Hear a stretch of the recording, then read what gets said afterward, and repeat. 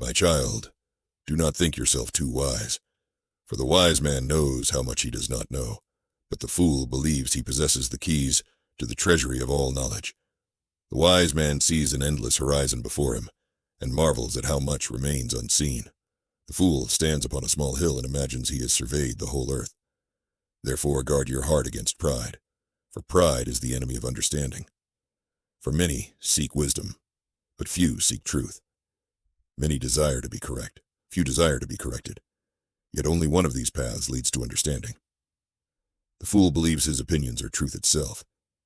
His understanding becomes his law. His assumptions become his doctrines.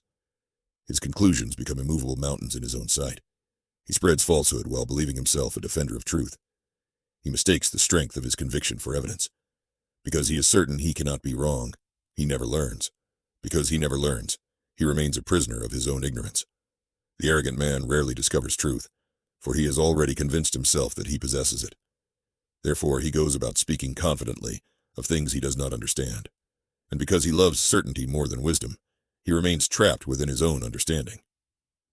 The wise often do not argue with such a man, not because they cannot answer him, but because wisdom discerns the condition of the heart. For there are those seeking truth, and there are those seeking reassurance. The first may be taught, the second can only be offended. A man who desires truth welcomes correction. A man who worships his own opinions treats correction as an attack. Therefore many wise men remain silent before fools. Indeed, many expose their own foolishness without assistance. They condemn in others what they excuse within themselves. They accuse while committing the same offense. They point out splinters while carrying logs upon their own shoulders. Yet they do not perceive the contradiction. For pride blinds a man not only to truth, but also to himself. And in this age, self-deception has become easier than ever before. For in this age, evidence may be gathered for nearly every delusion. A man may surround himself with voices that agree with him. He may collect arguments that reinforce his assumptions. He may build entire towers of understanding upon foundations of sand. And because others applaud him, he imagines himself secure. Yet applause does not make a thing true, nor does repetition transform error into wisdom. Only the humble of heart are prepared to receive truth. Only the man who admits that he may be mistaken can truly learn.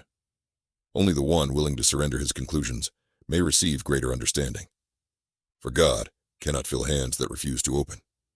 Nor can he teach a man who has already decided he knows everything. Therefore lay your understanding before the Lord. Hold your conclusions loosely. Allow your assumptions to be examined. For a single revelation from God may overturn a lifetime of human reasoning. And this is not a cause for fear, but for rejoicing. For every falsehood removed makes room for greater truth.